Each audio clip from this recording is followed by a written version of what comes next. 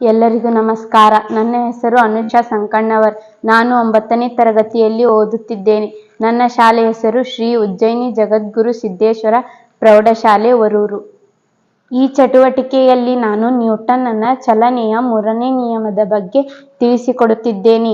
ಇದಕ್ಕಾಗಿ ನಾನು ಒಂದು ಪ್ಲಾಸ್ಟಿಕ್ ಚೆಂಡನ್ನು ತೆಗೆದುಕೊಂಡು ಇದರ ಎರಡೂ ಬದಿಯಲ್ಲಿ ರಂಧ್ರಗಳನ್ನು ಮಾಡಿ 2 ಬಳಸಿ ಬೀಸಾಡಿದ ಪೆನ್ನಿನ ರಿಫಿಲ್ಗಳನ್ನು ಎಲ್ ಆಕಾರದಲ್ಲಿ ಬಾಗಿಸಿ ರಂಧ್ರಗಳಲ್ಲಿ ಸೇರಿಸಿದ್ದೇನೆ.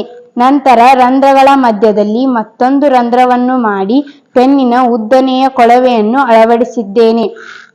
ಈಗ ನಾನು ಉದ್ದನೆಯ ಕೊಳವೆಯಲ್ಲಿ ಒಂದು ಸ್ಟ್ರಾ ಪೈಪನ್ನು ಇರಿಸಿ ಇದರ ಮೂಲಕ ಚೆಂಡಿಗೆ ಗಾಳಿಯನ್ನು ಊದುತ್ತಿದ್ದೇನೆ.